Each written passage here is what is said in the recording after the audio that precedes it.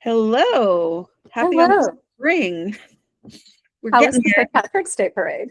I was noisy. So yeah, and I was explaining this to colleagues at work because they're like, March 1st, you're having a St. Patrick's Day parade? And I had to tell them, look, we've got 5 boroughs in New York City. All 5 of them have their own St. Patrick's Day parade, and they're important because all the politicians march in them. So they have to stagger them. So the politicians can all get to all of them. Wow. So Staten Island is the second largest after Manhattan, because of all the Irish people who live here, and I guess Italians who want to be Irish for the day. And, and it's a huge deal. So my friend Mary went to a mutual friend's house, and they had a big corned beef spread, and first it started with bagels, then there was the parade, then they had the big spread, and she just texted me a little while ago. She just got home. It's that kind of thing. Wow. Plus, as I was saying before, all the businesses that line the avenue that the parade route is along. Yeah. Benefit for it. Yeah. So it's a huge deal. And yeah, I'm glad it's over. I'm glad it's behind us because it's very noisy. Yeah, you were saying your windows were rattling. Yes. Wow. Yes. Well, they have bands, rock bands on flatbeds with their amplifiers coming by, as well as the marching bands and the bagpipes, which the bagpipes know 2 songs, Danny Boy and America the Beautiful, for some reason. So yeah, fun times. Yeah, well, good night. Welcome to Good Night, Mr. Holmes, a podcast about the Granada Sherlock Holmes, which ran on ITV in the UK between 1984 and 1994, ran on Masterpiece Mystery in the US around the same time. I'm Laura. And I'm Rachel. And today we are looking at episode 35 in the series called Three Gables, not the Green Gables. That's a different... Starring something called Anne. Yes. The story was first published in Liberty in the US in 1926. So yeah, it's a later one. Yeah. They've been all over the place recently. Yes, they have. And this is a regular episode, not a movie. And it really benefited from that. Yes. So we have the usual Baker Street scenes in the opening. Then we are at some kind of ball / masquerade. Spanish music is playing, and a man comes out into the crowd of dancers wearing a huge bull mask. And it covers his whole head and his torso. It's enormous. And there's a bullfighter waving a red cape at him. And they go through this elaborate dance. And then the toreador pulls out a sword, pretends to stab the bull. And I was like, taps him on the head. What's that? Taps him on the head, I think. Yeah, something. I was prepared for it to be like, oh, this is the scene of the crime. But no. I was prepared for that too. This is the kind of bullfighting, though, that I'm okay with. Yes. And he takes off one of the bull's horns, something from the mask. And he gives it to a woman who's sitting up on a raised platform looking down over the dancers. And the bull takes off his mask and he looks up at the woman.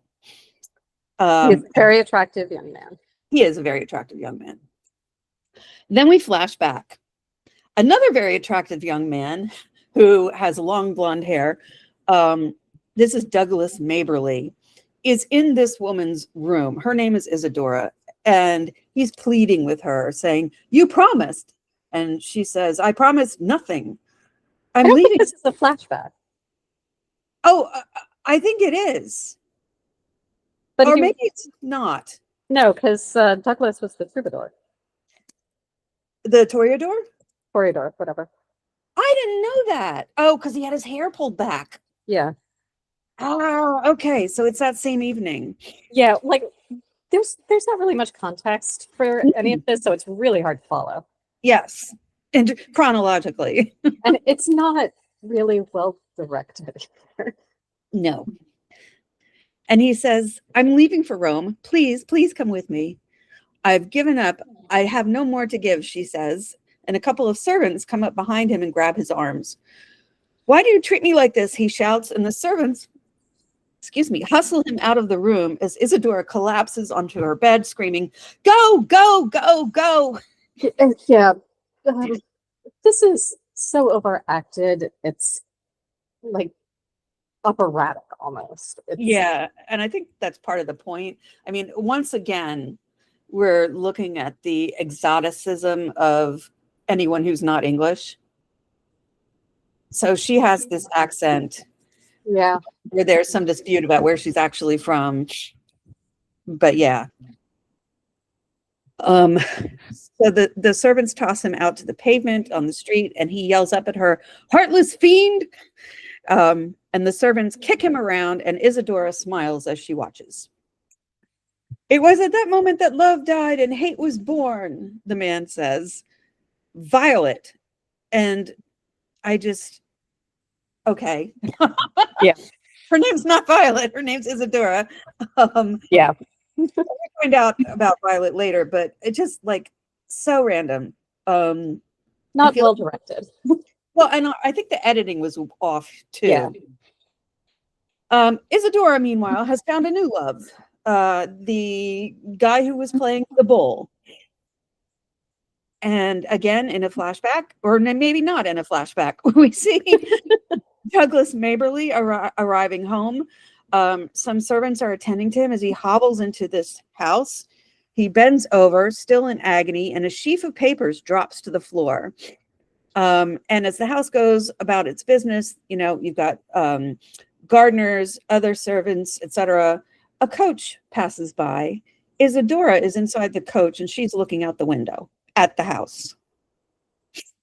At 221B, Watson. It seemed like it was set back from the street a ways, so that seemed.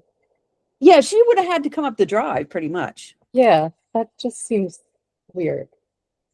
Over egging it, I think is what they call it. At 221B, Watson and Mrs. Hudson burst into the sitting room. Holmes is up on the windowsill, and a man is grappling with him. His arms and legs are spread so that he's braced against the window frame. Like this is like trying to get a cat into a carrier. I love that. That's awesome. "Watson, well timed," Holmes exclaims. "Shake hands with Steve Dixie, the pugilist." So in the story, Steve Dixie is portrayed in an extraordinarily racist manner. Yeah. But in this story, I mean, in this episode, there's not much of that at all, as far as I can ascertain. Yeah, I mean, he's just another guy. Yeah, he could just as easily have been played by a white actor. Yep. But he is played by Steve Toussaint, who also plays Corlys Valerian, the sea snake in House of the Dragon. Oh. Here, he's obviously 30 years younger, and I never would have known it was him. In House of the Dragon, he wears this long gray dreadlocked wig. Here, that's quite a different look. Yes. Yes, his hair is short and black, and he's got a cap on. "Who might have a future in this profession if he didn't mix with bad company," Holmes continues. "What on earth's happening here?" Watson demands, coming into the room. "Him," Dixie says, letting go of Holmes. "Meddling in affairs what don't concern him. I warned him, and he got cocky." The camera pulls back, and we see that the room is in complete disarray. Furniture is toppled over, a bowl of apples is spilled on the floor, etc. Keep talking, it's fine," Holmes says, coming down from the window and sitting in his chair. "It's fine, is it? Well, it won't be so damn fine if I have to thump you around a bit," Dixie says. And he turns back to Holmes, and he's kind of nudging Holmes's face with his fist. "Now you just get out," Watson says, grabbing him, and Dixie turns and assumes a boxing stance. Less balletic than Holmes's boxing stance. "Stop it, Nothing Watson." can equal Holmes's boxing stance. I know. He didn't learn it at Eton. He learned it at the Royal Ballet School. Exactly. "Stop it, Watson, stop it," Holmes yells. "Let us hear who has sent him on this belligerent errand." He picks up another chair and sets it back on the floor. Sit down, Dixie. Talk to me. And Dixie sits down in the chair opposite Holmes. Thank you. Now tell me, what is this all about? Holmes says. I ain't telling you nothing, Mr. Holmes, except you keep away from Harrow. I haven't been to Harrow in months, Holmes says. So Harrow is a town, in quotes, within London, some distance from the city center. It's best known for Harrow School, which is a rival to Eton College. And guess who went to Harrow? Benedict Cumberbatch. Wow. Yeah. So I assume that Harrow was a town that was eventually eaten by London. Exactly. Precisely. Yes. Just like, just like the Bronx or. Yeah. Yeah. A lot of New York. You know who I'm talking about, Dixie says. I'm warning you, keep away. On the matter of the killing of Perkins outside the Holborn Bar, Holmes says, the Holborn Bars is a building that was erected in the late 1800s and completed in 1902. It was built for the Prudential Assurance Company, which is different from the Prudential that we know in the U.S. that I happen to work for. The U.S. Prudential was in fact named after the UK one. Oh, okay. Yeah. They thought it was a better name than the Widows and Orphans Society or whatever it was called. It rolls off the tongue better. Yes. I got nothing to do with that, Dixie says. I was training at the Bull Ring in Birmingham when that boy got done. You'll have to tell it to the magistrate, Holmes says. Mrs. Hudson? Look, no hard feelings, Mr. Holmes. Dixie gets up, smiling kind of obsequiously. Mrs. Hudson, there's been a slight disturbance, Holmes says, as Mrs. Hudson edges her way into the room. I just done what I was told, Dixie says. My regards to Oh, and it showed that Mrs. Hudson was peeking through a crack in the door, which I guess keep that in mind. There's sort of a running theme of this. Yes. Oh, yes. Good point. My regards to Barney Stockdale, Holmes says, pointing dramatically at Dixie. You were responsible for this mess, Mrs. Hudson says to Dixie, grabbing his arm. Go down those stairs with you. And she pushes him out in the hallway and she's slapping and she's punching at his back. I love Mrs. Hudson. I know. She's just like, I don't care if you're a famous boxer. Get out of my house. Yeah, she's not intimidated by him. Not at all. Oh, he's a harmless fellow, Holmes laughs, and easily cowed, as you can see. One of the Spencer John gang, assaults, intimidation, and the like. Why would they want to intimidate you? Watson asks. And who's Barney Stockdale? Holmes hands him a piece of paper. His immediate principal, he says, meaning Dixie's boss. Who's paying Barney Stockdale, I wonder? Watson reads out from the paper that Holmes has handed him. The Three Gables, Harrow Weald. So Harrow Weald is a village about 2 miles away from Harrow. Just like Midsummer, all like the different villages around Midsummer are all Midsummer something. He's broken our window, Holmes exclaims, and he throws an apple out of it. I love that.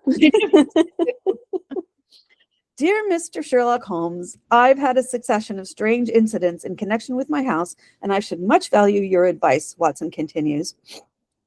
You may find me at home anytime tomorrow. A woman's voiceover is happening now.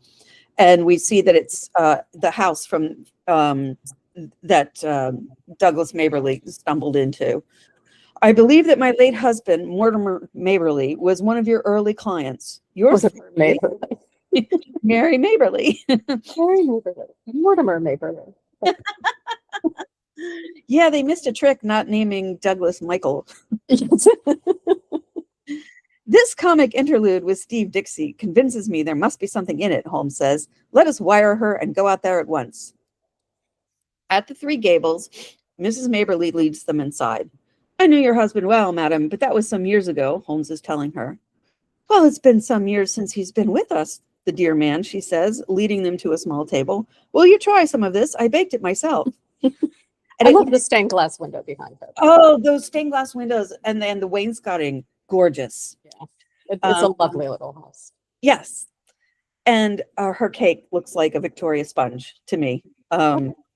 The men look brown to me, but I'm not into baking. The men sit down and Watson looks over at this large portrait. That's Douglas Maberley, he says. Yes, Mrs. Maberley says. I knew him slightly. Well, he's a splendid fellow, Watson says. Plays rugby for my old club, Blackheath. I'm his grandmother, Mrs. Maberley says. Her face falls a little. I was his grandmother. He died a month ago. A broken heart. Died, Watson says. You hadn't heard? No, it was a sad ending. I'm so sorry. He seemed so full of life and energy. It's hard to connect, Watson says.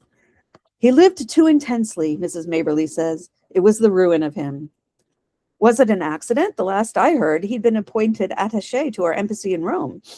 He died in this house of pneumonia, they say, brought on by a ruptured spleen, Mrs. Maberley says, which is not... A ruptured spleen causes pneumonia? Exactly, and Watson should know better. But it's not to talk of my grandson that I asked you here. Well, we are here, pleased to give you service, Holmes says. Thank you, she says. I've been in this house over a year now, leading a retired life. 3 days ago, I had a call from a house agent. And we see a man standing in front of Mrs. Maberley, waving a paper at her. The money is no object, he's saying. But there's several empty houses around here on the market, she says. No, this. My client's heart is set on this one. Will you name your price? $12 million. I wish, right? He pulls out a checkbook. I suggested 500 pounds more than I gave for it, she tells Holmes. And I did some back of the envelope. Mm-hmm. And I think it's like $14,000 in today's money. Okay. My client desires to buy the furniture as well, the house agent tells me. Yeah, so, okay, what's hidden in this house? All of it? Everything. But some of it's very good, she protests. Just state your price, Mrs. Maberley. And the agent shakes his checkbook at her. It's a very large checkbook.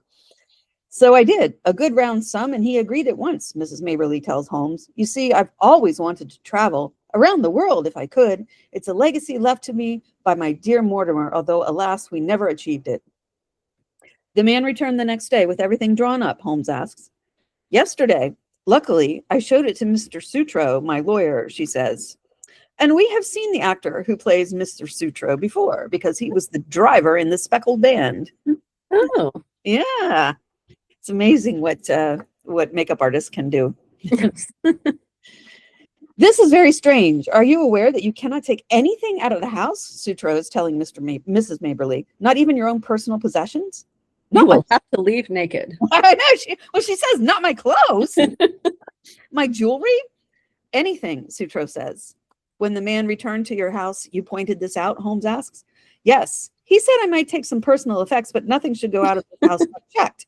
Yeah, like seriously, what's hidden in this house? Yeah. I mean, is it in her bloomers? It's in my earring. Right. My client is very liberal, the house agent is telling Mrs. Maberley, but has fads, madam, and a way of doing things. I'm afraid it must be everything or nothing for my client. Then it must be nothing, she tells him. Meanwhile, in the present, a woman peers around the corner, listening into the conversation. I figure presumably a housekeeper. Mrs. Maberley hands Watson a calling card. Here it is. Haynes Johnson, he reads, auctioneer, valuer, no address. I doubt we shall find him in the directory. Honest men don't conceal their place of business. Holmes holds a finger up to his lips, and there's a kind of wheezing, sort of snoring sound in the background. This is very strange. Holmes holds up his walking stick and sort of rattles it around the room, grabs the eavesdropping woman with the crook of his stick and drags her into the room. She's screaming. Just a little wheezy for eavesdropping, eh? He says as she cowers against the wall. Just a little. I just came in to find out if the visitors were staying for lunch, madam, the housekeeper says. Don't force me to use this, Holmes says, pointing his stick at her, which he already used it. Mrs. Maberley, did you mention to anyone else that you were going to consult me? I did not, Mr. Holmes, she says. Who posted the letter, he asks. Susan did, Mrs. Maberley tells him. Susan, ah, to whom did you send your message? Holmes asks Susan. I sent no message, Susan tells him. Tell me, Holmes insists. Okay, so Susan's voice sounded so familiar to me. and she's played by an actress named Barbara Young.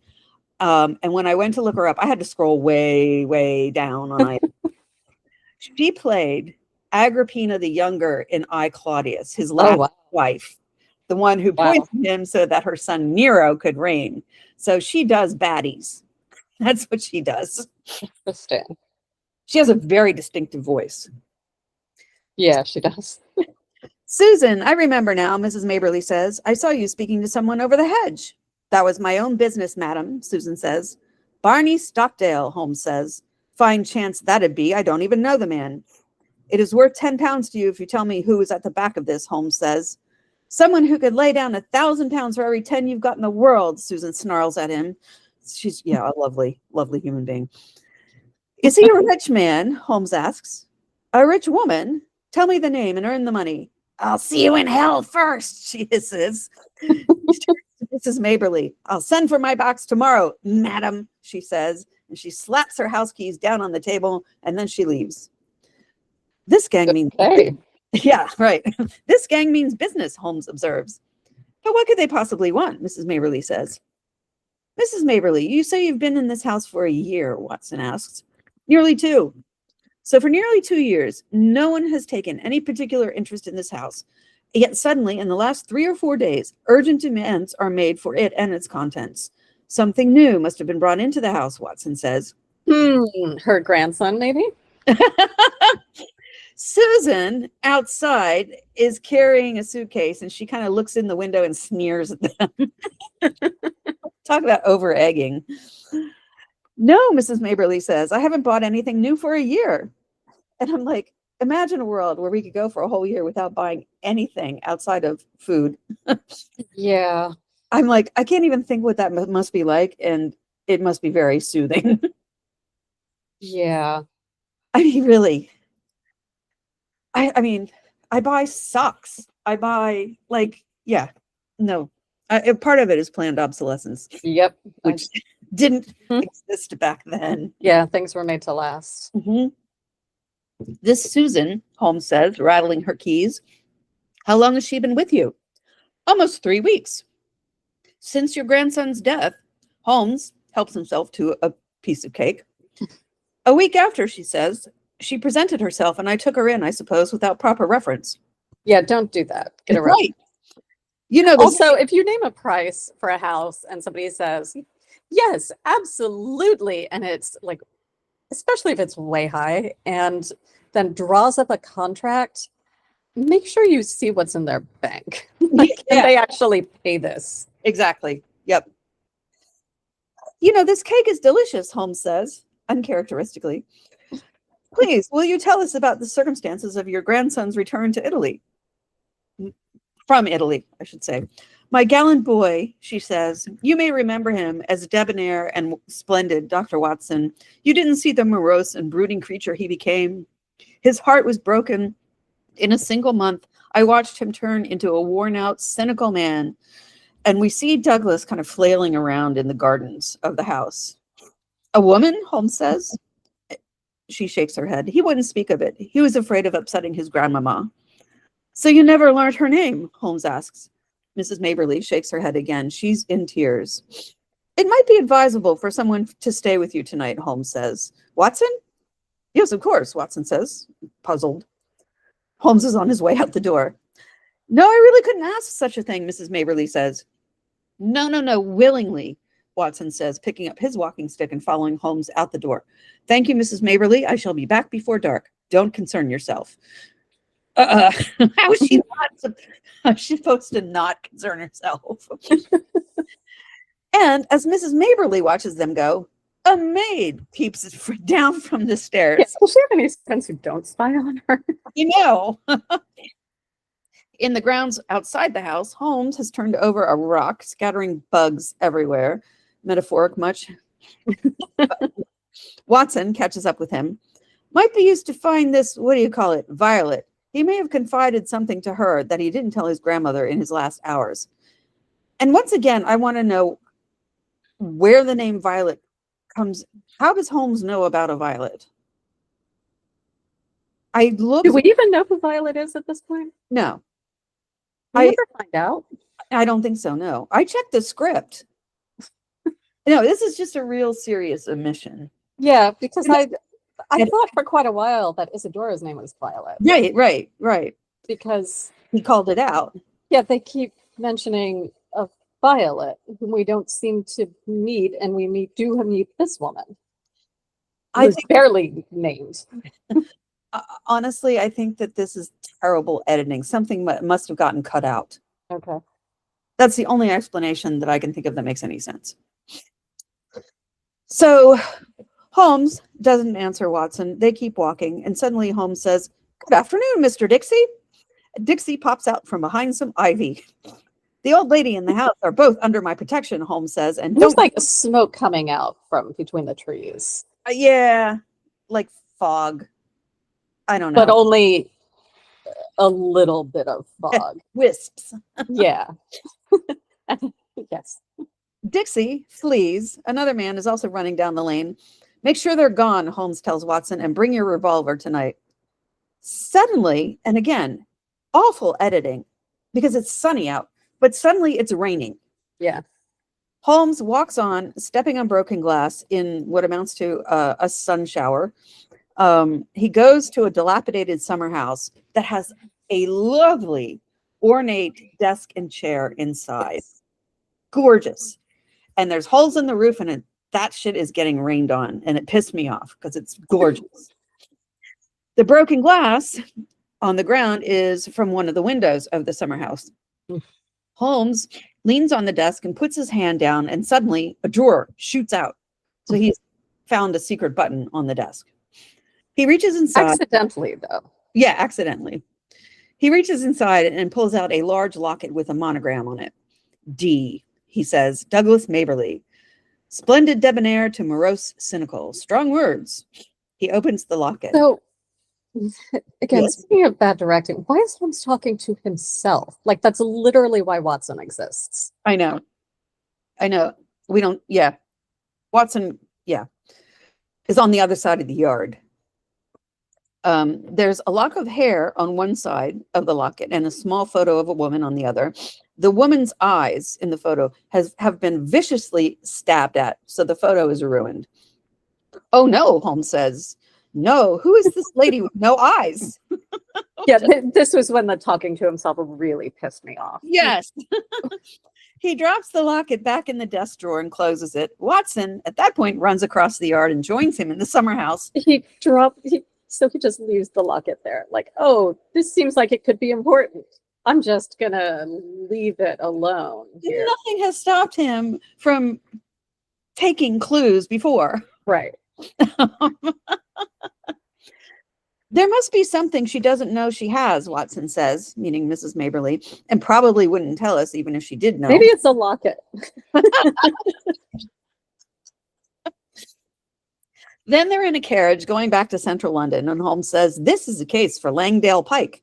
"That reptile," Watson says. "Nonsense. Don't talk rubbish," Holmes says. "He's a gossip, but he might identify this rich woman. Sad, he was brilliant at university, and yet I always felt that under that veneer that he was totally isolated, like me." So Langdale Pike is played by Peter Wyngarde, who is known for being an actor's actor, especially on the British stage. In the Peter Cushing series of Sherlock Holmes, he played Baron Gruner in The Illustrious Client. Oh. So yes, but he did a lot of work on TV and in the West End.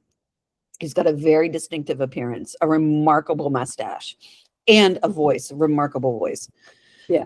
His father was in the British diplomatic service, so he grew up abroad, and he was imprisoned in a concentration camp for 4 years as a teenager in China. Wow. Japan invaded. So I'd really advise looking at his Wikipedia page. It is far too long and varied and colorful to even it's a whole novel. There was a great picture though that came across my Reddit feed today of him in a pair of trousers with triple pleats from the knees down, which that's great. He was very much a dandy, and his career was sort of tanked because of rumors of homosexuality, which not fair because Jeremy Brett was bisexual too. Yeah. So yeah, no, just ugh. Anyway. He reminds me a lot of Vincent Price in terms of his diction and his overall air. Yeah, I can see that. Yeah. Yeah. He's wearing, speaking of dandy-ish, he's wearing lace cuffs. Yes. Episode. And I think flamboyant is a tame word for those cuffs. Yes. They practically cover his hands. Anyway, we're in this weird kind of, I hate the cinematography here. Yeah, and they had actually done this earlier when Mrs. Maberley was talking about her grandson. Like, you would see the flashbacks, but then there was this weird like CGI image of her transposed on top of it. It was really ugly. And so here you kind of think they're doing it again with Langton and Holmes, because Holmes is kind of transparent on the right side of the screen, and I was getting really annoyed by that until it's revealed that this is a reflection in the window. Yes. It's still not good, and they shouldn't have done it. No. So Pike is looking out over a park, and he says, "See that young girl there with the occasional hat? What do you make of her?" I love the term occasional hat. Yeah. The young woman has pre-Raphaelite red hair and is dressed in pink with a cute little matching hat with a light blue ribbon. She's looking around as if she's lost something or someone. "She's looking for a dog," Holmes says. No, surely," Pike says. "A Saluki with a turquoise collar, perhaps," Holmes says. "She's a stranger in the park. So's the dog." And the man just then leads the dog up to the young woman. The dog has a light blue ribbon around its neck, matching the one around her hat. "How did you know that?" Pike asks. "Her boots are country boots, but not so robust as to suggest a rough terrain," Holmes says. "Wiltshire, Gloucestershire, perhaps." Yes, but don't you find her attractive?" Pike says, to which Holmes does not respond. Yeah. Pike laughs. "All right, why a Saluki?" "Owners are meant to look like their dogs, so they say. Wouldn't you say a Saluki?" Holmes says. "It's true. The dog and the owner have the same reddish-brown hair." "Remarkable," Pike says. "She is, in point of fact, Lady Geraldine Windridge of the Close, Marlborough, Wiltshire." The camera pulls back, and we see that Pike is seated at this window. Holmes is standing behind him, holding a newspaper.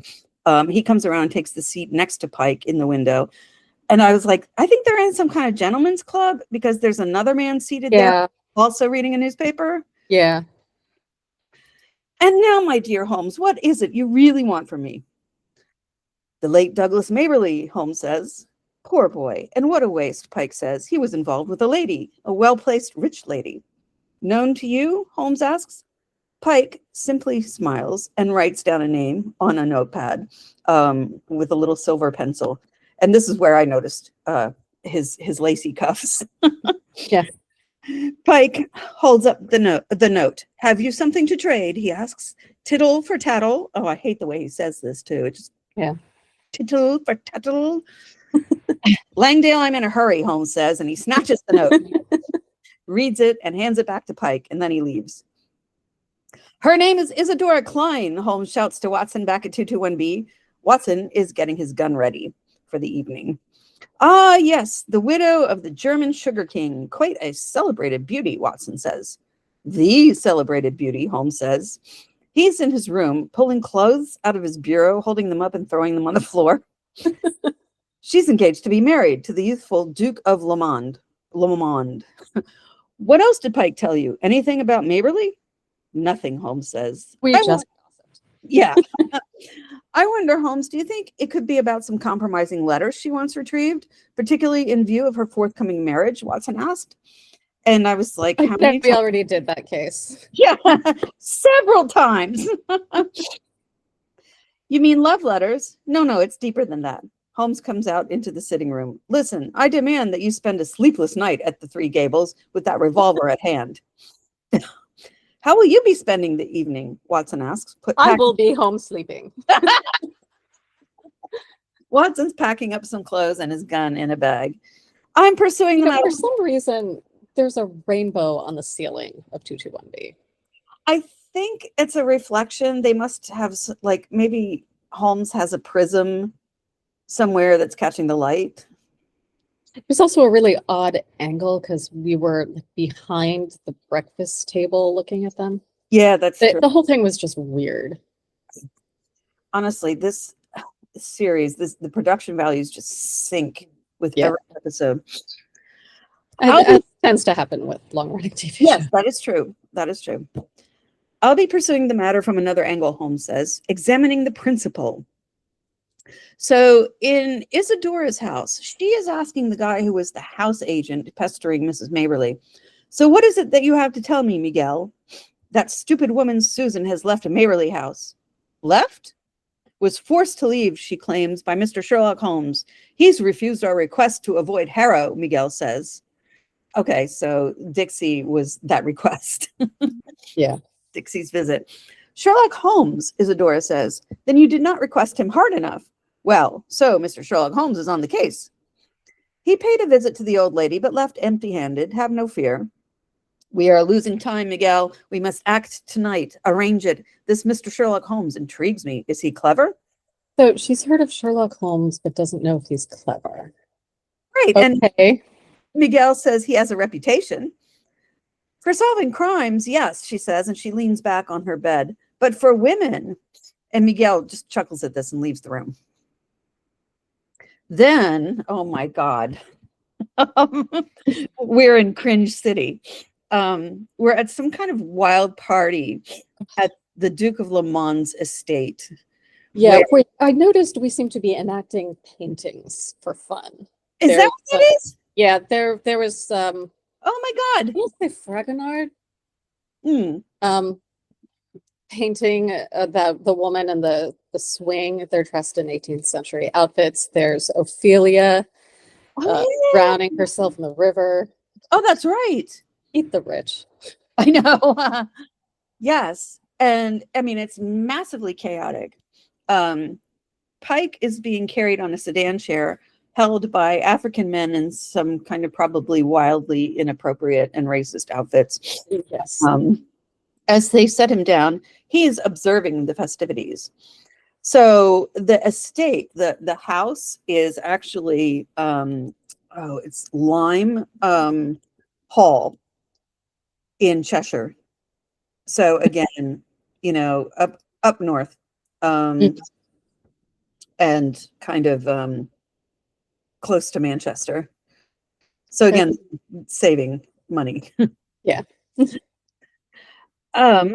So they set him down. He's watching what's going on, and here's Holmes stalking across the lawn, looking very much like a murderous fish out of water. I mean, he's scowling. Yeah, and he's got the big top hat. He's dressed all in black. Yes, and his walking stick up behind him. Yeah. You still owe me a favor, dear boy, Pike says. Remember, I shan't destroy the paper until you've returned the compliment. Remember? Tittle for tattle. And then he says, look at you. I mean, what's all this? Oh, of course, we are above the bourgeois épatant costume. Épatant means startling or shocking because unconventional. It's also very pretentious. Extremely, yes. Have begun, he says. Life is mystery enough without your pale conundrums, Holmes says, sitting next to him. Oh, so many people, so little purpose. That is God's conundrum, Pike says. If only we mortals could answer that. Your life would have no meaning, Holmes says. Cruel, Pike says. Cruel, but so true. I kind of love their relationship. I know, yes. I've often said that if our late mutual friend Charles Augustus Milverton was the bad angel, I am the good angel. I suppress much, much more than I expose. What sort of world would it be if I didn't? So in the story, and it's referred to later in this episode, Langland Pike writes a gossip column for the papers. Yes. So that's his job, aside from being, a rich, louche kind of guy. Yeah. Which one is she? Holmes asks. Over there, my dear fellow, you could hardly mistake her, with young Lamond. And we see Isadora, she had a mask on. She takes her mask off as she leans in to kiss Lamond. La belle dame sans merci, Pike says. Douglas Maberley, Holmes says. And I apologize, I'm butchering the French. It's been ages, and I've been thinking I should take it up again. And others, and those, and those, and those. Douglas was one of the most striking young men in London. He gave all and expected all. The festivities are getting bacchanalian. In fact, some of the guests are dressed up like gods and goddesses. Yeah, and there's fireworks going on. Sparklers, yeah. I mean, it's just manic. It was she who ended it, Holmes says. Brutally, Pike agrees. Marriage with a penniless diplomat of little breeding was not in the widow's plans. Don't you read my column? There we go. Holmes says, and yet he seems in death even to have some hold over her. What is it? Do what you like with the information I gave you, but have no truck with her. Look, the sight of her set my hairs on end. She's deadly. Yeah, even he's scared of her. Yep. To be fair, she looks like a Disney villain. Yeah, she does. She looks a lot like Cinderella's stepmother, but not with gray hair. Yeah. She has dark hair. And now she has the great ducal line in her grasp, Holmes observes. And I think we're supposed to, so she's a widow. Are we supposed to think that she murdered her husband? I don't know. To get the fortune because he was the sugar king. And now she wants a title. Yeah, I honestly, I was a little too adrift at this point. Right? Oh, her name's Violet, right? No, it's Isadora. Look at them. She's old enough to be his, the anguished mother. And we see the Dowager Duchess, the Duke's mother, arriving on the balcony above the fray. Holmes lifts a finger in greeting to her, and she nods at him. I helped her husband once, he says. Of course. What is your interest in her now? Douglas's history. He's dust. Aren't we all? Even you, Holmes says, getting up. Not me, dear boy, not me. I withstand the blasts of time. Can't you see? And the revelers are running around again with sparklers. It's mayhem. Isadora watches Holmes go. As he leaves, he kind of bumps into Miguel, who is also in costume. And Pike continues sitting in his sedan chair, watching the proceedings. At the Three Gables, we see a couple of Barney Stockdale's thugs positioning themselves around the house. Inside, Mrs. Maberley is regaling Watson with some personal history, looking at souvenirs. I was on my way to India, governess to a family, when I met my dear Mortimer. He was going the other way. And far from being bored, Watson is eagerly looking at photos alongside her. Yeah. And she pulls out an old battered straw hat. This is the hat he was wearing over 60 years ago, she says, and she plops it on her head. It is completely falling apart. Yes. There's a big hole in the top. Yes. You never got to India, Watson says, laughing.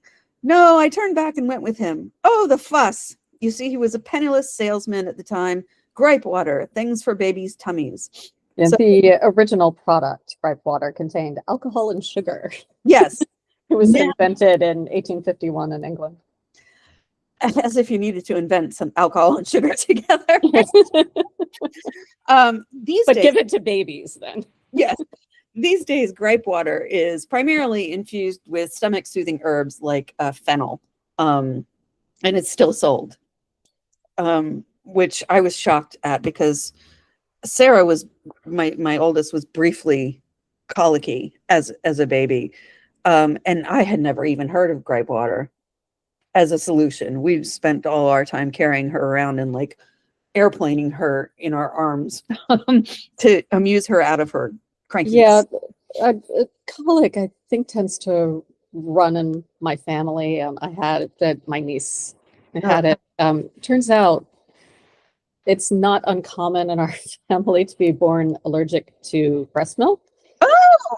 So a switch to a soy formula cured it. So I'm kind of wondering if it's more widespread than people think. I didn't. I never thought of that. My pediatrician never brought that up. But yeah, I mean, Sarah it was a difficult birth anyway. So I always attributed it to, she had a hard time coming out. So she was very cranky when she got here. Most babies tend to be. Yeah. Now my youngest was an easy baby, relatively speaking. But that's because I was happy when I was pregnant with her. And I was living with my mother-in-law when I was pregnant with Sarah. Yeah, that'll do it. So, in his heart and soul, Mrs. Maberley says, there was adventure, the places we planned to visit all over the world. She takes off the hat, but we never left Harrow. And Watson picks up a photograph. Is this Mortimer with Douglas? Oh, good heavens. Have I kept that? How wonderful. They doted on each other. They were alike in so many ways. Attracted to the wrong woman. What happened to his mother and father? Watson asks. Oh, my son and his wife were killed in a climbing accident in Snowdonia when Douglas was only 2 years old. We brought him up as our own, you see. So Snowdonia is in Wales and is quite mountainous. All 15 mountains in Wales are located in Snowdonia. Oh, wow. Yeah. Including the tallest, which is Snowdon. And if that name sounds familiar, it's because when Anthony Armstrong Jones, who was Welsh, married Princess Margaret, they became the Earl and Countess of Snowdon. Inside the Duke of Lamond's mansion, Holmes is talking with the Dowager Duchess. It does not concern, he says, it concerns your future daughter-in-law and a late acquaintance of hers. The facts do her no credit. Something from her past. I knew it. Tell me what. The Dowager's like, I assume she sucked. I need a little time, Holmes says. The wedding, which I deplore, is almost upon us. My golden boy, he's besotted with this woman. If you know something against her, pray let the scandal break now. Her jewelry, by the way, looks awful. It looks like costume jewelry. Yes. There was a lot of jet and onyx back then. Yeah, there was. She's also wearing pearls, and Victorian jewelry can be considered by some people to be unattractive, but like this looked like stuff that you could find at Goodwill. I mean, this did not look high quality. They probably did find it at Goodwill. They probably the costume department. Well, I mean, not that they're going to put like actual pearls and stuff on her, but like the jewelry in previous seasons looked good. Yeah. No, this yeah, they could have done a lot with polish, silver polish. Yeah, because tarnishing, is a thing. Oh, no. I think a scandal can be avoided, Holmes says. Granting me this interview was all that I needed. Mrs. Klein will not have been pleased to see me here. Mrs. Klein. Harry would be turning in his grave. Leave all to me, please, Holmes says, and he disappears. There's a puppy wandering around the scene. Oh, there are two, actually. Oh, there were. I just saw the one. That's At the Three Gables, Watson is more or less on watch duty, and he is bored. We are filming him again from just the weirdest angle. It's like the cameraman is kneeling on the floor and filming up. Yes, and there's no reason for it. It's at the middle of the night. He checks his revolver, and meanwhile, Mrs. Maberley, in another room, takes out a box full of letters and papers, and she's looking at them almost greedily. The thugs outside finally come in. It looks like the door's either unlocked or jimmied very easily. Mrs. Maberley is taking a sheaf of papers to Watson, smiling in anticipation, when Dixie grabs her from behind. She screams, and Watson, who has been dozing, wakes up. He was told not to sleep. Yeah, also, she's literally just standing still. Yes, and the men grab her papers. Yeah. And they begin running. Watson picks up his revolver and runs downstairs where Mrs. Maberley is sprawled, clutching one scrap of paper. So I get like the whole fight, like freeze thing, but they're kind of, you would expect her to react in some way because they're kind of sort of manhandling her. You know, even if it's just like unconsciously moving away from them, she literally was just standing there not doing anything, letting them take her stuff. Yeah, and then suddenly she's sprawled on the stairs. Yes. And she's yelling. There was a struggle, sure. She's yelling at Watson to leave her be and go after the men because, I mean, obviously they've hurt her terribly. And then she fainted. They took her stuff and she fainted on the stairs. And she says, "They've got it. Now go." So all I could make out from that one scrap of paper was the word love. Watson chases the men, but they get away over a fence, except for Steve Dixie, who starts fighting with Watson. Edward Hardwick is about 1.5 feet shorter than Steve Toussaint, but he puts up a hell of a fight. Then he sort of crashing through the windows. Yeah, that punch also very clearly didn't hit him. No, and yet Watson goes sprawling. Yes, well, he just like it's one of these scenes where like it's almost like he's thrown out of the windows of the summer house and collapses on his back on the ground, and his face is lacerated and bleeding. And he has a black eye, even though the punch clearly did not hit him. What I read once that when they do these window crashing things, the window panes are actually made of sugar. Oh, really? Yeah. So if you're really hungry, you can just lick them. Hansel and Gretel. But that's how they get them to be easily breakable. Okay. So and then they have to dub in the sound of shattering glass. Mm. At 221B, Mrs. Hudson is racing up the stairs to Holmes, yelling, "Wake up! It's bad news!" She goes into his room, holding a telegram, but he is not in bed. She turns around and sees Holmes gesturing at her from the wicker sofa where he's resting. Yeah, we just see a hand above the sofa. Languid hand. She sits down next to him. "It's bad news, Mr. Holmes. It's the doctor. He's been brutally attacked in Harrow. He's alive. He wired, or his lawyer did, to say I was to find you if you weren't in and to get there as soon as possible." Holmes has leapt up from the sofa and put his blanket around Mrs. Hudson's shoulders. He races out the door as Mrs. Hudson continues, and I got him a nice piece of mackerel for his tea. At the Three Gables, Holmes enters dramatically, throwing open both of the doors very loudly. And the maid is sitting on the stairs. "Dora!" Holmes says. Who I think it is played by Edward Hardwick's daughter. Yes, Emma Hardwick. This is her only role. Really? Yes. "He's upstairs, sir," she tells Holmes. "How is he?" "I don't know. He had a good breakfast," she sobs. "Your mistress?" "Resting, sir. She weren't hurt, but she had a nasty shock. We all have."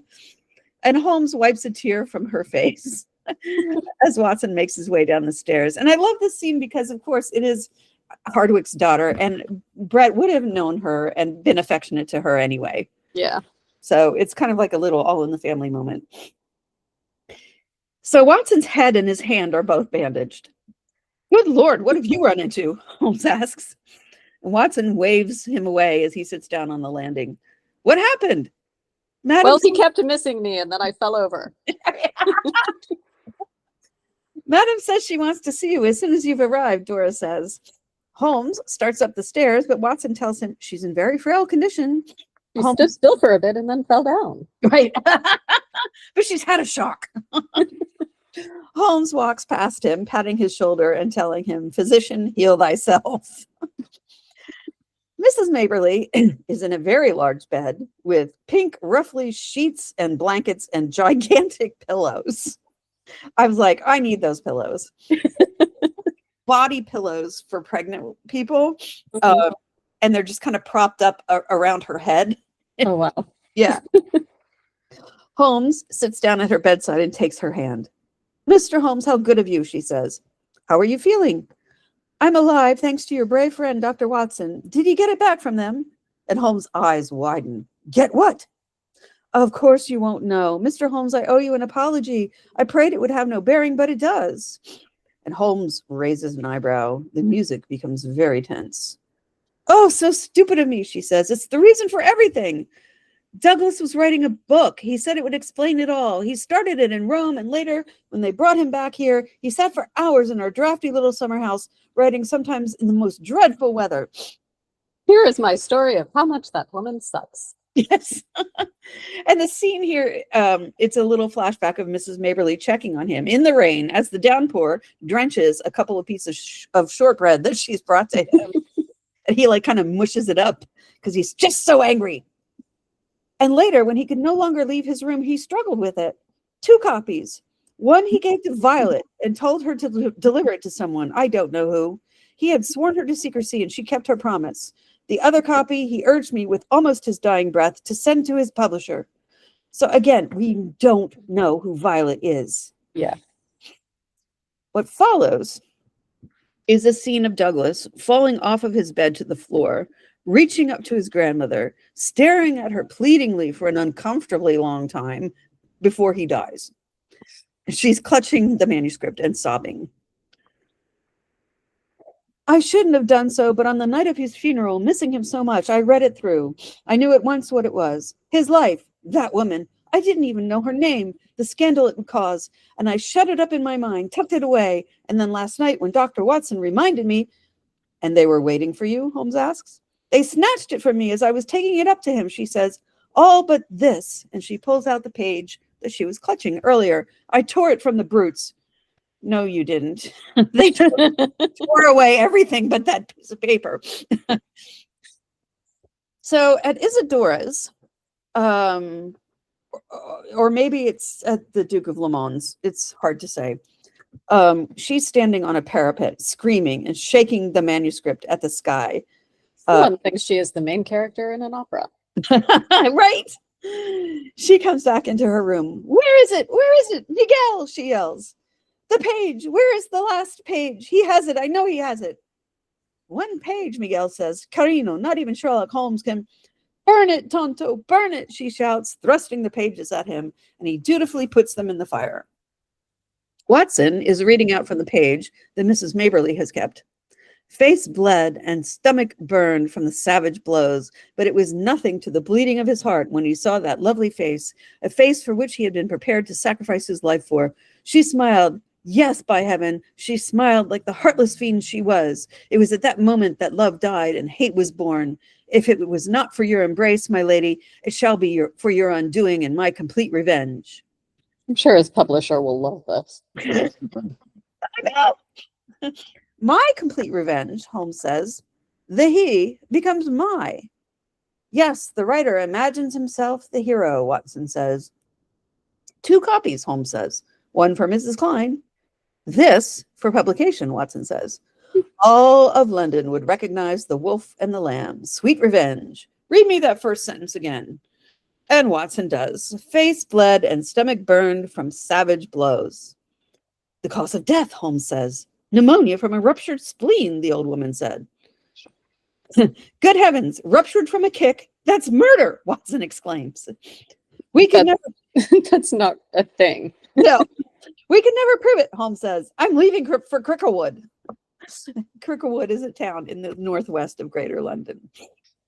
So, I wonder, I get the need for revenge and wanting to deliver this manuscript to your enemy, but it's a very bad idea because they will do stuff. Yes. They will. You don't give your enemy advance warning of what you're going to do.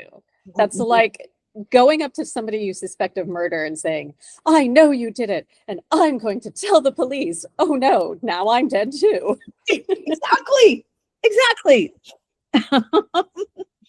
So in Cricklewood, we see a gymnasium holding a couple of small boxing rings where men are sparring and practicing. Steve Dixie, of course, is there. Holmes confronts him as Watson watches the boxers. Grosvenor Square 5 months ago. That weren't me, Mr. Holmes. You can't put that on me. It doesn't. Very badly directed. Yes. It doesn't matter whose boot killed Douglas Maberley, Holmes yells, getting the attention of the room. You're all guilty. All of you. Every single person in this room. Then he hears a wheezing from the next room. Oh, Susan. And she pops out into the gymnasium. Guarding the coop while your husband is in prison, Holmes says. Watson, you remember Mrs. Barney Stockdale? Aha. Ah, yes. Take care, Holmes, Watson says. You get out of here, she hisses at Holmes. That woman will put you behind bars for what you did last night, Holmes tells Dixie. And her employer, Mrs. Klein of Grosvenor Square, will see you hanged for murder unless you do what I tell you when I tell you. Remember Perkins of Holborn? And Dixie lunges for Holmes, but he's restrained by his fellow boxers. Holmes and Watson leave the gymnasium. In Isadora's room, the Duke is saying, "Let me look at you." "What do you see?" she says. "I see the woman I adore," he says, and they embrace. And there's enough imagery to suggest that a love scene follows. Outside, Watson is sitting on a bench. "I'm ready now," Holmes says to him, and Watson starts to get up. His face looks terrible. It's all bruised.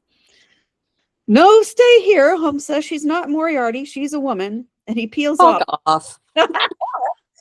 He peels off, saying that hand needs redressing, which is a small moment, but it was improvised to show that despite his exterior, Holmes cares very deeply about Watson. Oh, yeah. It was Brett's idea. I like that. Holmes goes up to the large double doors of Isadora Klein's house and knocks. "Just remember, Holmes, the female can be more deadly than the male," Watson murmurs. And Holmes walks up the stairs of the house, encountering Miguel on his way down. "Valuer and auctioneer, my foot," Holmes says. He sees Isadora in the hallway. "Ah, madame." The Duke comes out, pulling up his trousers. "You again, Holmes. If you have something to say to my bride, speak out before I kick you out." "No, I have been expecting Mr. Holmes. Leave us," Isadora says.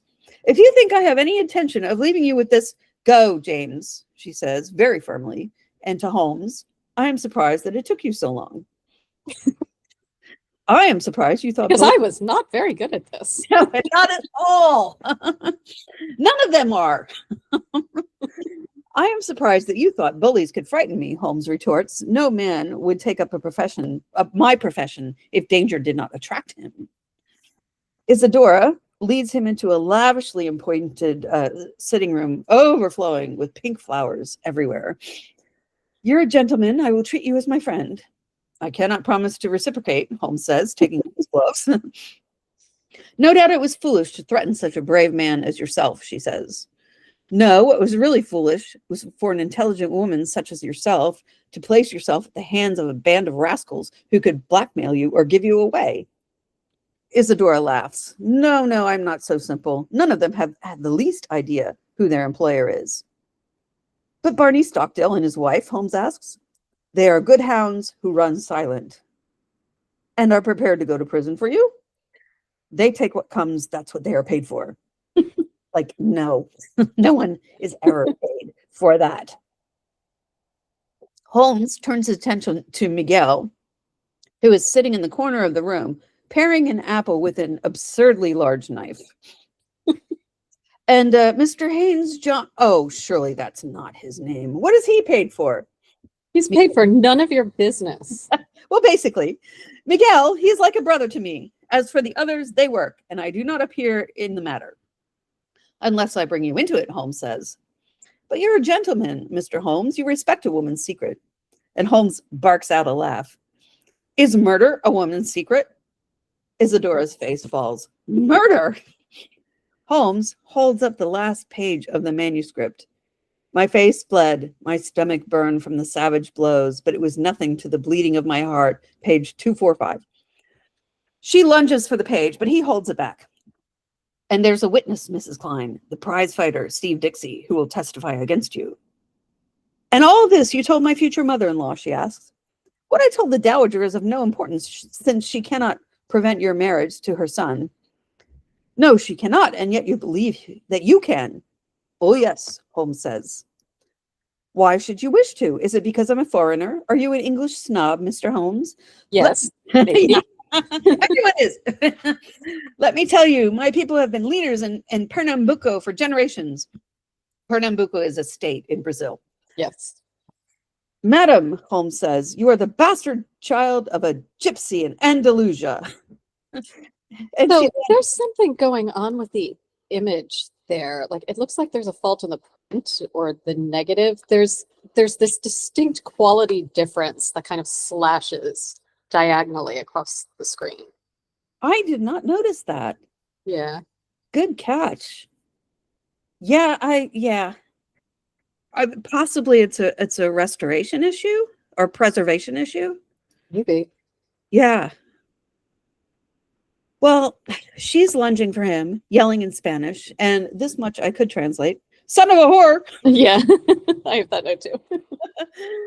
Holmes rather dramatically restrains her. Who told you? She asks. It is my trade, he says, releasing her. She goes to the fireplace, her back to him. Now you must give me the manuscript, he says. She whirls around, holding the poker in her hands. No, no, Holmes says. Do you wish for ashes in a paper bag? She asks. You are hard to me. Look at it with my eyes. My life's ambition about to be ruined. The original sin is yours, Holmes says. Yes, I know, Douglas. I did love him. Truly, she says. I did for a while in my fashion. But he wanted... Sorry? In my fashion. In my fashion, yes. Because I am a sociopath. Mm-hmm. But he wanted marriage. Nothing less would serve him. It did not fit in with my plans. He was not rich enough. So you hired ruffians to beat him until he was nearly dead under your own window. Is that the act of a lady? Well, I mean, he was in my room refusing to leave. Yes, it is true. Barney and the boys drove him away, perhaps a little too roughly. And what did he do then? He wrote a book, a vicious personal attack. Was that the act of a gentleman? You knew his publisher had not received it, Holmes says, as the camera goes back to Douglas in the summer house, putting the manuscript in the box that Mrs. Maberley eventually opened. Yes, Isadora says. So it had to be in the house of his grandmother. As long as that book existed, there was no safety for me. I wanted to do the thing honestly. I offered any price she cared to ask, but she wouldn't take it. $12 million. Right. She wouldn't take it. Are we to be blamed for protecting ourselves? I know Irene Adler, and you, madam, are no Irene Adler. Yes. One thing intrigues me, why a woman as lovely as you, who wields such power over men, needs the protection of anyone. Nature doesn't give a damn for any of us, she says. I love James. I want him. He represents all that I've ever desired and my one chance of a kind of security, which I call happiness. And you would take it away from me? Why? Why? And I mean, she's not taking accountability for anything. No. Because you are a destroyer of men. Oh, yes, you destroyed Douglas Maberley and very nearly my friend John Watson with a ruthless disregard for anything but your own self-interest, Holmes says. So again, they're sort of filming Holmes like he's dissolving into the window. Yeah. No, the cinematography in this one is terrible. It's really bad. And because of all the other weird choices, I blame the director for it more than the cinematographer, I think. Or the film editor, who could have also been the director. Yeah. But the film editor wouldn't have had any say in how the shots were set up. No. Oh, Doug Hallows is the director of photography. Let's blame him. You should have known better, Doug. What else has he done? I've got IMDb up right here. Oh, Gavin and Stacey. Okay. Yeah, this episode is the only Sherlock Holmes episode he was the cinematographer for. And then he's done some Father Brown, Shameless, the UK version. All right, so he's had work since this. This probably wasn't the greatest calling card for him. Yeah, it's probably why I blame the director. Yeah. So Isadora says, why have I failed with you? I require only this, that I read the breaking of your engagement to the Duke of Lamont by Thursday morning, Holmes says. And if I refuse? Scotland Yard, a full investigation with witnesses, he says. I am at your mercy. Do your worst, she says. Oh, how much does it cost to go around the world in first-class style? You will send a check of £5,000 to Mrs. Maberley. You owe her a little change of air. So £5,000 in 1926 is worth £396,707 today. Multiply that by 1.3, and that's dollars. Yeah. Goodbye, Mrs. Klein. I have no doubt I shall see you again one day on the arm of a king. And Holmes leaves. Sitting on a small chair in the park outside of Pike's Gentlemen's Club, Watson is reading aloud from the newspaper. And therefore, the celebrated beauty, Mrs. Klein, has departed for Spain. Her people have been leaders in Pernambuco for generations. Wonder where he got that quote from. He plops the newspaper down on the chair next to his. These little chairs actually remind me a lot of the park chairs in Manhattan parks, in Union Square and Bryant Park. Oh, yeah. Same deal. Yeah. It's a dignified report. I wonder what others will have made of it. Holmes gestures with his walking stick. Others like this guy right here. Exactly, where Pike is sitting looking out over the park. Pike tears up the piece of paper with Isadora's name on it and throws the pieces in the air, and they fall like confetti around him. You let her off the hook, Holmes, Watson says. Compounding a felony, Holmes says. Murder, Watson says. It would have been impossible to prove. Mrs. Klein has learned that you can't play with edged tools forever without cutting those aging hands of hers. Time is not on her side. That's mean. That's just mean. Sorry. Yes. She deserves a lot of shit, but she cannot control the fact that she's aging and she wants good things. You're not exactly a spring chicken yourself, Sherlock. Oh my God, not in this episode. He turns to Watson as Pike looks out at them. Shall we? Holmes asks Watson, and they set off down the path in the park, and the episode ends. So, according to Bending the Willow, Brett was in a wheelchair between takes of this episode. Oh, wow. And using oxygen. Wow. So you don't really get that impression at all. He's swollen around the middle. And I guess the makeup was a whole thing. But in terms of the energy that he's bringing. No, he does his whole... Yeah, he moves like he's fine. So after this episode was filmed, he spent more than a month in the hospital. Wow. The lithium that he was taking had caused fluid to build up, not just in the rest of his body, but in his lungs. Oh, God. So this was just the latest in a series of health problems that he died 2 years later. Yeah. And again, this kind of makes me upset because they should not have been filming him in this state. Mm-hmm. But he insisted. And by this time, he had a lot of power over the whole production.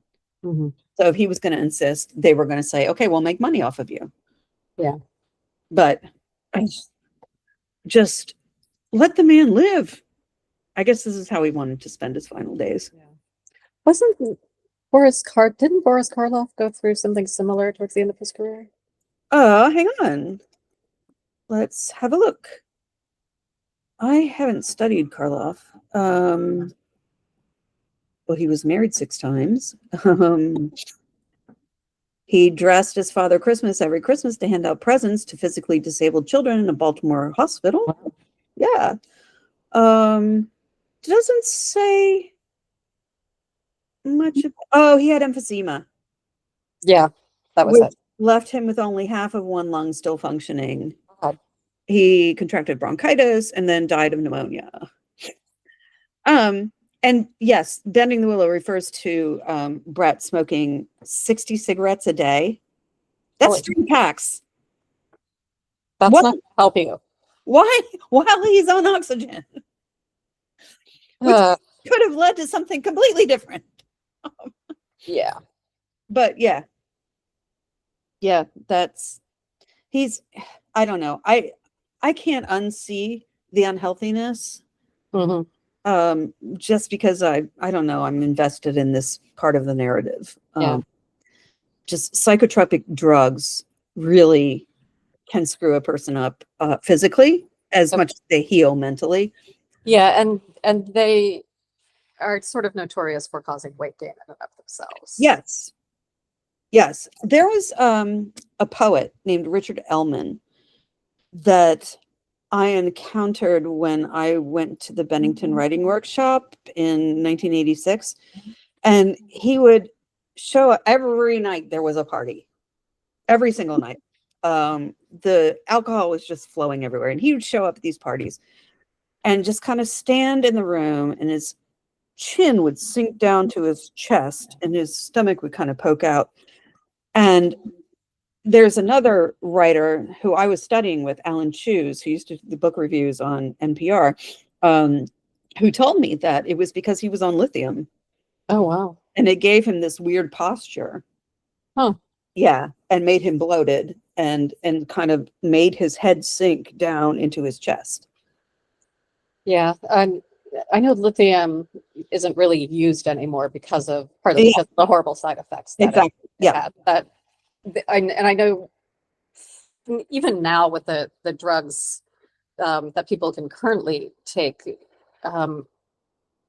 it's not uncommon for people to go off them because they can't stand the side effects. Right.